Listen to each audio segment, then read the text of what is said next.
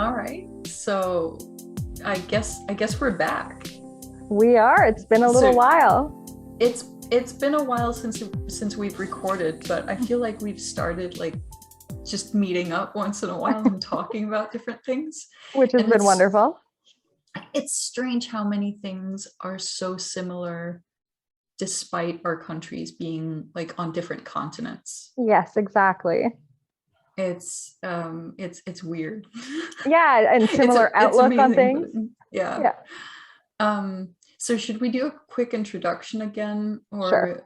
or are we past that? I don't know. We might get new people watching this. Who knows? It's hard to read the room sometimes, When you're online, right? like, yeah, Even when we're okay. not sometimes. All right. So my name is Maja. I'm an autistic psychologist, speaker, and author, and self-advocate. I'm based in Denmark. I I tend to have an American accent, except when I'm presenting. Then for some reason I have a clean Oxbridge. Nobody knows what's going on. Yeah, that's I me. love that. I'm Tara Diamond. I am a teacher. I am a university lecturer. Uh, what else am I? I also have a recent diagnosis of autism and ADHD. So I've joined the Actually Autistic Club, Woo! which I long suspected was the case anyways. But We feels welcome you into our community. thank you. We're happy to have you. I'm We need honored. more people like you. Yeah.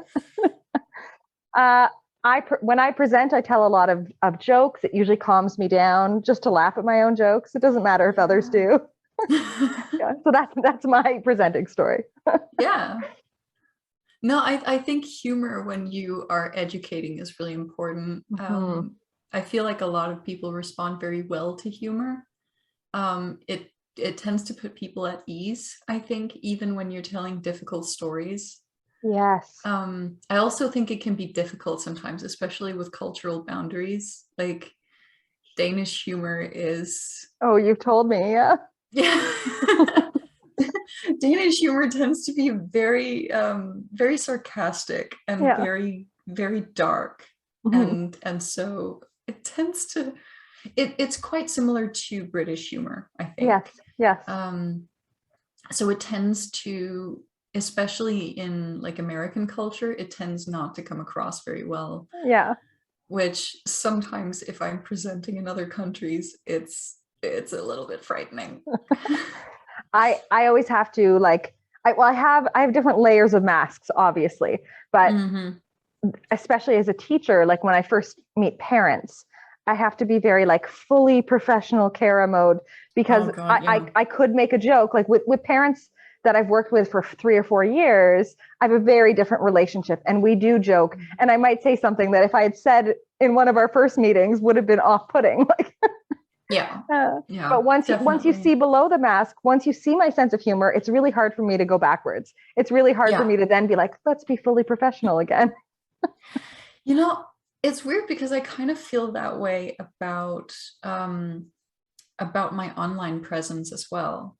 Because I've been online now for such a long time, and it's so weird for me to try to make the shift from, just being some autistic girl Yes. who is online and talking about autism and talking about Asperger's syndrome and all of this, to then also being a professional and having to really think about what stories I share and how I Yes. share them. And I'm not at all comfortable with that yet. And I've also not produced a lot of content Mhm. in the last many, many years, partially due to stress. Can we talk about stress as an Oh, adult? It's please. insane. It's insane. Like as soon as I hit university, it was like my life just went. Yeah. And managing demands and then like balancing because I know we've talked about us both being kind of like Yeah. wanting to please people. So Hmm. which adds to the stress too because you want to be It able to does. handle everything. You want to be able to do all the things. Yeah. Yeah. And like there's the people pleasing, then there's the imposter syndrome, which I find to be such a central experience. Like, I can't, adulting is hard. I don't know what I'm The worst. doing. I'm just going to pretend that I know what I'm doing. And it turns out everybody else is pretending as well. But it's so, no, whenever I talk to any of my friends, and like, we're all in our 30s. Yeah. Everyone is like, no, I'm just pretending. Like, I don't know Yeah. what the hell I'm doing. I don't know how to, nobody knows. And has that always been the case? Like, I feel like our parents' generation had it so much more together. Like, I know, like, but I think it's also like, I have people in my family that are like my parents' generation, who are like, they never have unfolded laundry or mess or like, and I'm like, how do you keep your home so organized? Yeah. And like, is it because I game? Like, is it because I'm playing World of Warcraft and Sims and Civilization that I, like, I'm too occupied doing like super stimulant dopamine activities that laundry and tidying and stuff just doesn't get done? Or like, or like, do they legitimately never do anything for fun, and then all they do is work and chores, which, like, I'm sorry, that is not living. No, I mean, there's a vast difference between being alive and then living. Yes, there is. Living, hello.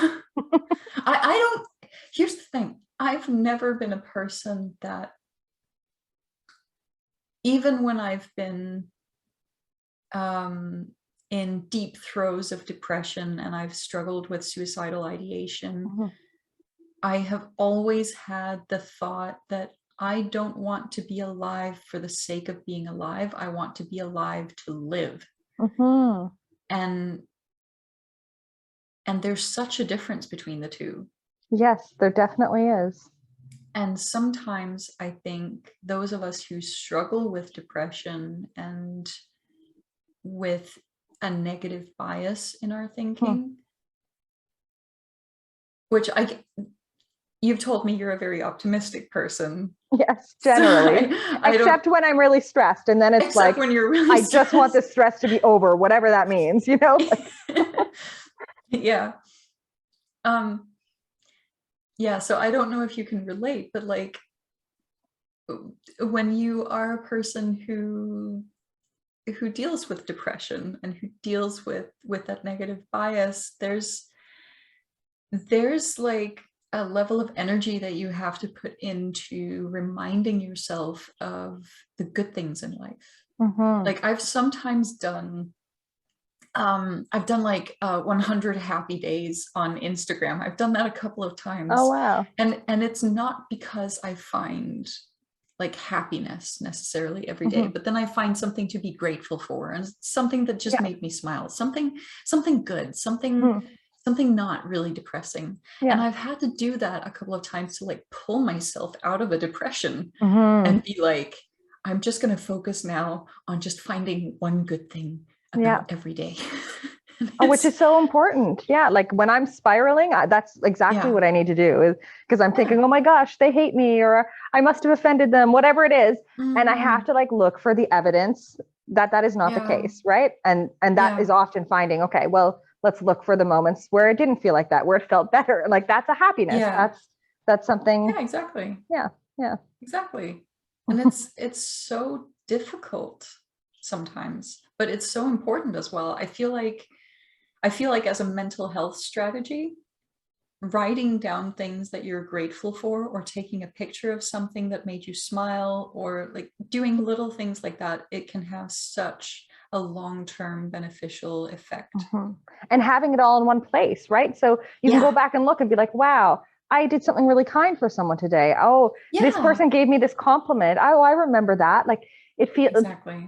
Because I think we do tend to wallow in negative memories and negative emotions and replaying the situations that didn't go well, or that we think didn't go well, even if no one else noticed. Oh my God, the rumination. Oh my gosh. Yeah. Yeah. Yeah. No, definitely. And I think our experiences with like social misunderstandings and worrying and Yeah. overanalyzing, and just there's so much. It's I have just to a tell lot. I have to tell myself all the time, but I tell my students too, like, you remember it that intensely. You remember Mhm. making that mistake. Everyone else has probably forgotten. And Yeah, I have to tell myself that all the time to get me yeah. out of thinking of something I did in grade 2. You know what I mean? Like, that comes into my Yes, mind and I'm still yes. carrying like a sense of embarrassment or shame about, right? Yeah. No, Yeah. I have so many memories like that. And I've actually throughout my teen years, and especially my 20s, I really developed like my own methods for like meditating myself to sleep, because Yeah. whenever it's dark and quiet and I'm alone, Yeah. I start ruminating about those Mm, experiences from like my early childhood and yeah. throughout my teen years, and Yeah. like everything bad that ever happened, it will start just replaying its damn Yeah. self. Like I can't stop it.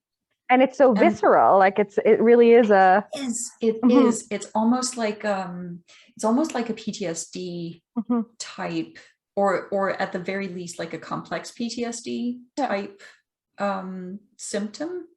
Like it's not ruminating at the level of like, no, that was kind of uncomfortable, or like, no, it's like, Your heart starts to race. You start having physical manifestations of the yeah, stress. Yeah. it's a full-blown anxiety attack. Like I've had anxiety attacks about ruminations that have lasted for Yeah. hours. Terrible. I laugh And because it's relatable, but it's terrible. yeah, Yeah. but Yeah. it's terrible. But like learning to pull yourself out of that is Yeah. such a process. And for me, it's very much been learning my own form of meditation, learning the form of meditation that worked for me. um, During the day, it's using distractions, Mhm. and occasionally I will say that having like an alternative realistic thought will help, Yes. but it mostly helps if someone else is checking reality with me. Yes. I need my critical friends, right? I need Yeah, those people who can like out logic me a little yeah. bit, because we respond so Those well to are hard to logic. find. I'm so lucky that I have a few where I can go, I'm spiraling about this. Please help me shift my perspective, right? Yeah, Um, yeah. so important. And um, I would love to hear though what your meditative activities look like. Oh no. No, okay, sorry. We'll edit this part out. I did not just ask that No, question. I think it's actually beneficial to others to hear this, because I think people think of meditation as either mantra meditation or mindfulness meditation, and that does not work for me. I can't do it. I can do mindfulness meditation, but only like when I already feel somewhat calm and quiet. I've Mhm. not gotten good enough to do it when I'm feeling anxious. Because yeah, how do you slow down the thoughts? Yeah, That's exactly. So what I do instead is it's almost a distractive form of meditation, where if it's during the nighttime when I can't like get up and listen to music and actually distract myself, because I find listening to music is mhm. also meditative for me. Yes. But if I can't do it that way, I will start to focus on fictional stories, Mhm. and like either trying to remember Yeah. fictional stories and details from Yeah. fictional stories, or it could be like it could be written fiction, or it could be a television show or a movie. Mhm. um but it can also be like things from, I play tabletop role-playing games, right? So it can be things to do with a character Yeah. from a tabletop role-playing game, um or from the few LARPs that I've Yeah. participated in. Like it's really about like focusing so hard on details and aspects of something that is really interesting and pleasing and calm to me. Yeah. So because it's special interests, it's something Yeah. that's strong enough to actually distract me Yes. from the rumination. And then that, like, it will still take me a long time to fall asleep if I'm doing this, but at least it's going to be a more pleasant experience. Yeah. Than it would have been if I was just Otherwise. ruminating myself to sleep and like Yeah. crying the entire time. Yeah. I'll do something. So this isn't like right at bedtime, but if I'm ruminating earlier and I know like this is going nowhere and I'm just going to feel terrible if I stay in this place. So I have a theater degree. So I will pull out like a monologue. I will revisit a monologue and like get out my emotions that way. Have a big cry or a big yell, like something dramatic, channeling it into all of my feelings into whatever the text is in front of me or that I remember. So well. It really does, because so then good. You're working through the feelings without really thinking about the feelings of yourself. Or at least thinking the source of the feelings. And then you're still actually getting rid of some of that adrenaline and cortisol. Like you're still on a physiological level, really working through the emotion.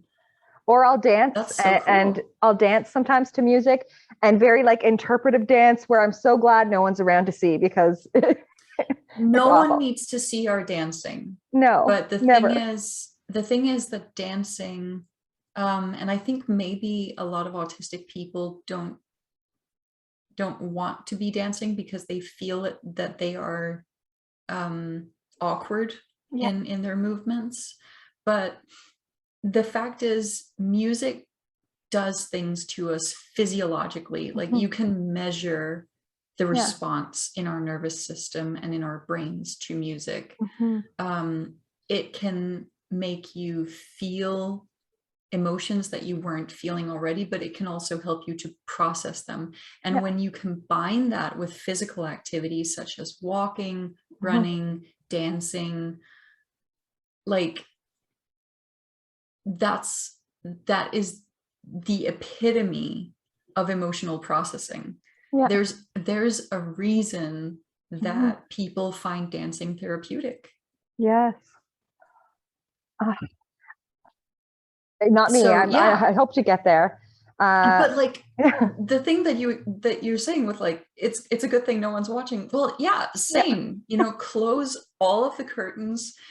Turn off the primary sources of light if you need the darkness as well. And just let yourself be in the music and feel whatever it's allowing you to feel. Even if that's a negative emotion, because sometimes what that does is it helps you process the emotion. I mean, that's so beneficial. My God. And the other thing that I find really helpful was actually something that you taught me, havening. Gosh. Yeah, which is like a form of movement that you can combine with mindfulness if you wanted. But I just find like it like short circuits my nervous system, so that it is easier to relax and let go of thoughts. Like, which is amazing, because that's always what has made mindfulness and meditative things and mantras hard, is because I will lose focus and I'll be focused on the million thoughts in my head. And I think what it is with havening is like, because of what it is, like my preference is this one, just you know, sliding this across one's your nice hands. too. It's really good. But it's like, every time I tell people about it, I make sure to say, and I want to include that here as well, it's not supposed to tickle. You don't want it to be soft. You also don't want it to be like really abrasive, so that it's hard to move. It's not like, it's just an easy like slide.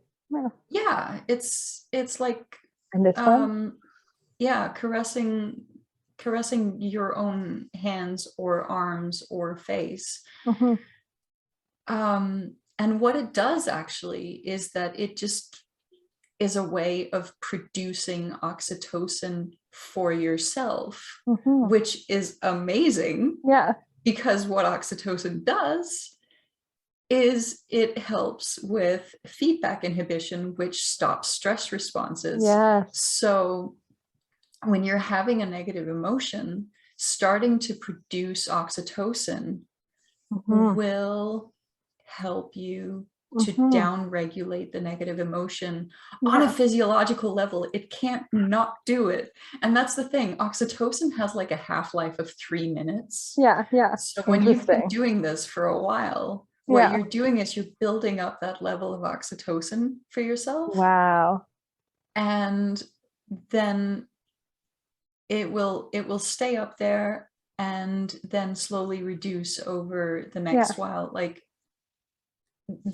I think this is why we say that like you're getting the most out of it if you keep doing it for like 6 minutes, because then it's Mm-hmm. also long enough for the adrenaline to actually wind down. Adrenaline generally tends to take like 20 minutes to get out of your system. Interesting. Yeah, it's sorry, I'm a No, nerd with this. I love that stuff. That's fantastic. Yeah. So Yeah. it's like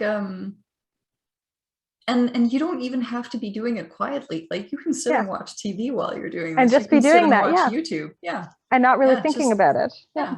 As long as you're not doing anything that's keeping you anxious, Mm-hmm. then like it'll still be helping if you're doing something that's continuously, because you're still Mm-hmm. producing oxytocin, which is still going to be Yeah. helpful. Yeah. But for you to really feel the effects of it, Yeah. if you're doing something that keeps you relatively calm, then this is going to help you get Yeah. that adrenaline and that cortisol out of your system. Mm-hmm. Oh, wow. So important to It's know little hacks like that. it Yeah. is. And I spend so much time clinically just going, you can hack your nervous system. Did you know that? And everyone is like, what do you mean? Like, that's Yeah. not going to work. And And I'm you're like, like, you have to yeah, try it it. is. You have It to try is. It's a physiological response. You can't not have this response. Your body works this way. it. Yeah. And like, it's if you might not feel the effect right Mhm. away, but you're still going to have the effect because Yeah. you're human. But like people can't believe it because they're like, It wait, seems so easy. Yeah. yeah.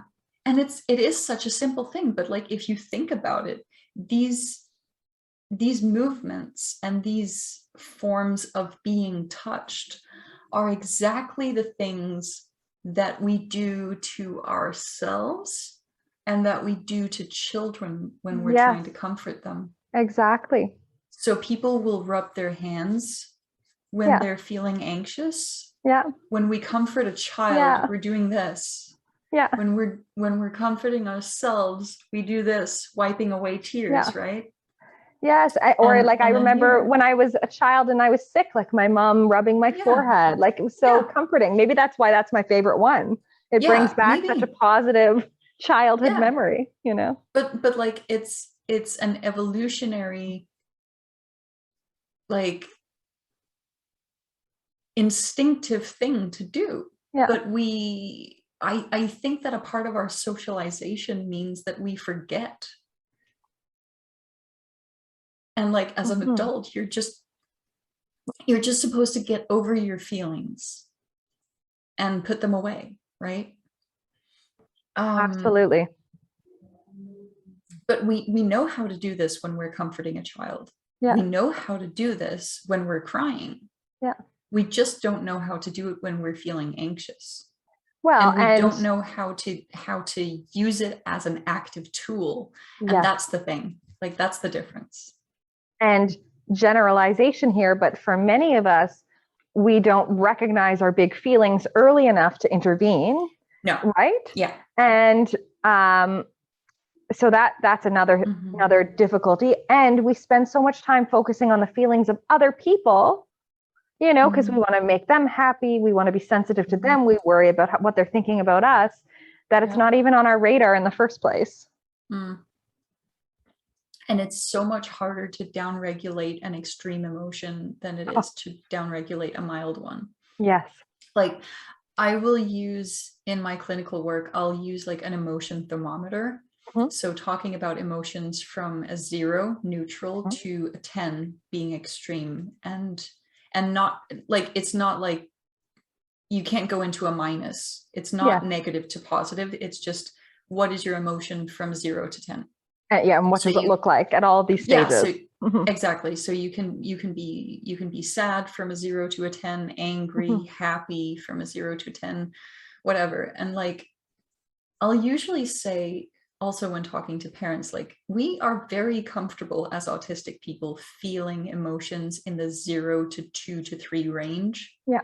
Like that sort of neutral and mild emotions, like we're very comfortable there. That's fine. Yeah. We can deal. And then 8 to 10. Yeah. And then everything in in between middle just doesn't exist. It's just like, we go straight from like 2 or 3 to 8 because we can't feel whatever it is that's happening in between of there. It's so frustrating. It really is. But like, it would be much easier to downregulate sadness at a 4 or 5 than it is at an 8, of course. Exactly. Yeah. Like your nervous system is so much more activated in stress hormones at 8 than it is at 5. Duh. I know. And that's something I work with students with too. Like we do 5-point scales and 3-point scales when they're a bit younger. And same thing. What does it look like? What does it feel like? What kinds of words do you use at each of these levels? Like to try and identify it earlier. Yeah. And also because very often it has to do with alexithymia. Like it's very often that we don't have the words to express the emotions. And also that through building up our emotional vocabulary and talking about what emotions feel like in our bodies, like what are the physiological responses that we can notice, then we start getting more of an understanding of what's going on, and we increase our ability of like interoception. Yes, exactly. Is that a sentence that makes sense? Recognizing your internal states. Yeah, for sure. Yeah. So really building that vocabulary, I think, is so important, and especially if you can do it from a young age. But I think that's a cultural thing as well. Like, do we talk about emotions? Like happy, sad, angry. Are you asking if we as autistic people talk about emotions? No, I mean, culturally in general, like I feel like there's always going to be subcultures where we're very good at it, but as a general thing in Western society, I don't know how much we really teach children about emotions. Yes. And I mean, I do it, but it's an alternative curriculum, so it wouldn't be covered in the basic curriculum. So I think most of that gets covered in, if you're doing read alouds with your class, you might be able to talk a little bit about emotions, but is it explicitly in the curriculum? You should go over these things. You should review these strategies. You should let students know, like, anxiety lies to you. I say this all the time. Anxiety lies to us because that's such a good sentence.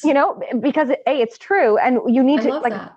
I counter my own thoughts all the time, being like, this is my anxiety. It's lying to me. It's exaggerating. It's making me imagine the worst possible case scenario is going to happen. Yes. And I can't possibly know that. And anxiety is not just an autistic problem. It's every student in school is anxious these days. There are some huge systemic problems contributing to mental health crisis in schools. And it's really a big problem. Also depression, like it's so rampant. I heard a number last year that in Denmark, which is otherwise like, I think on the world happiness scale, we're like number 2 now. We used to be number 1, but hey, I don't know what the hell that means anyway. Like we're content, I think. Who's number 1? Sweden, I think, Oh, or interesting. Norway. Okay. One of them took over from us, but it's Yeah. like, it's Scandinavia. Yeah. Yeah. We yeah, we're very happy people, Yeah. despite having some of the highest numbers of anxiety and depression in the whole world. Maybe But it's I that think morbid sense of humor, right? Like no, but I gets think you it's through. also I think it's also to do with the choice of words. Like, Mhm. if you were to ask me whether Danes are a happy people, I would say no, but we're largely content. Hmm. Like, Interesting. Yeah. I think the level of complaints that we have, and like we have complaints, don't get me wrong, but they're minor complaints, Hmm. generally speaking. Don't get me started on racism though. Yeah. Jeez. Oh. Um, but then we're very safe. Like, we feel safe in this Hmm. society. Hmm. Like, our crime rate is fairly low, at least the violent crime rate. And like, our social security net, and like, Yeah. we don't really have a lot of things to worry about, I think. Yeah. And I think that's what puts us so high. Hmm. Anyway, that was completely irrelevant. I heard a number last year, I think, that in the last 10 or 15 years, the rates of school-aged children that at some point throughout their schooling struggled with some level of anxiety had risen to like 10%, which is insane, because anxiety is one of the most prevalent diagnoses that there are. Yes. And I believe, and this may be wrong because sometimes I misremember things. Okay. I will often remember the number, but not necessarily the exact description that went along with it. And I'm Yes. so sorry if I get this wrong. But I believe that the number I heard was that around 2% of the population is dealing with an anxiety disorder at any given time. So that's substantially more if it's 10% Yeah. of school age children. Was that? Yeah, and in Denmark, that is from the age around 6 to 16. Mm-hmm. And for me, it's like, I get worried because mental health problems will have such a larger impact on a child's brain than it would an adult's. Well, that toxic stress we've talked about, and how Exactly. that changes the brain, like if the physical structure of the brain. And it changes as well, like, your entire nervous system and how it responds to stress, and it will affect your body's ability to cope Yeah. long term. And that to me it's just so frightening. Like,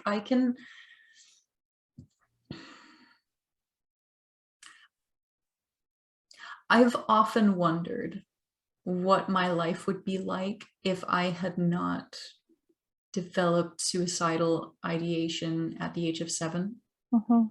Like, I had, and I've talked about this online before, and I talk about it sometimes in presentations, but I had a 3-year-long, quite severe depression from grade 1 to 3. And the further I've gotten in my education, the more I've wondered, like, what changes happened in my brain at that point in time? How different would things have been for me? My development, my resilience to stress. Like, how different would things really have been if that depression had not happened at such an early age? Yes. If that had happened at age 15 or 18 instead. And I mean, your brain isn't even finished until you're like 25. but like the further you get in your development, I think it just, there's so many crucial times in a brain's Yes, development. absolutely. Wow. Not in a child's development, in a brain's development. Yeah. I'm sometimes the way I speak, I No, can't. but that you did not, you were very accurate because your brain is still developing into adulthood. Yeah. So, Yeah, yeah. it is. Mm. So one thing that we were talking about not too long ago was how we as autistic people tend to internalize ableism and tend to think of ourselves as lazy or not good enough, or Like we um, can and should do everything, like to prove that we can do those things. That's a yeah, big one, even yeah. at great at risk of great distress to ourselves. Mm-hmm. Putting aside those feelings, that would be another facet, I think. And then, Yeah. like you were sharing too about just the reaction, I can't do this. Oh no, the sort of fear reaction. Um, Mm. or even like questioning and self-doubt, like why is this hard for me? This shouldn't be hard for me. What's wrong with me? Am I exaggerating this? Maybe it's not so bad. Maybe I'm being dramatic, right? Yeah.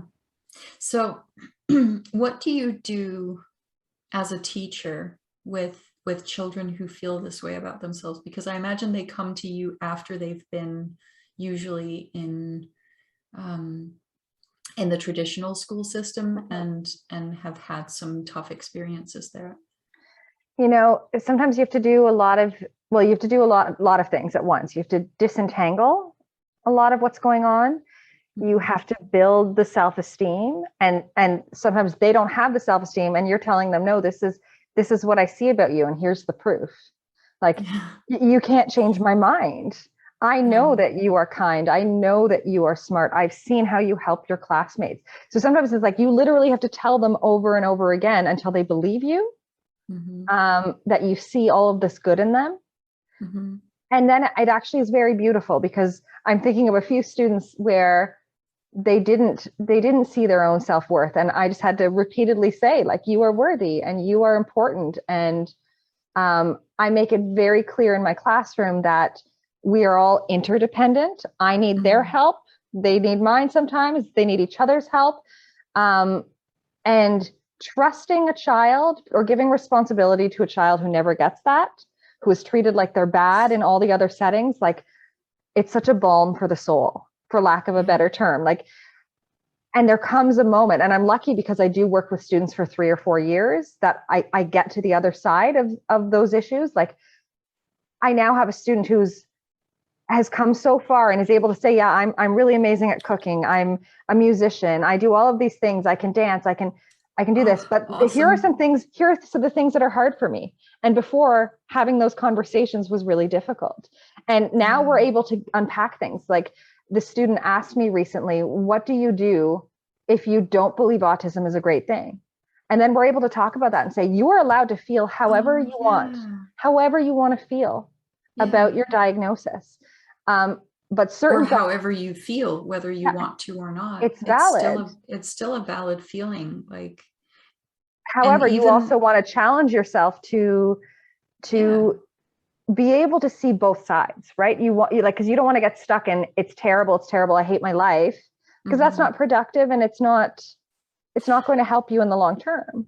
No, but it's also, I mean, all people, regardless of who they are and what handicaps or challenges they may have, everyone has things they're good at and things they're bad at. Exactly. None of us And has a full deck. Like, but no, you don't see other people's struggles. So I think no, the impulse for our children and for autistic people is often that I'm the only person who needs fixing.